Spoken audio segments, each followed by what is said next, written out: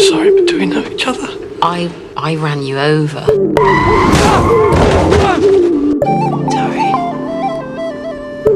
It's alright.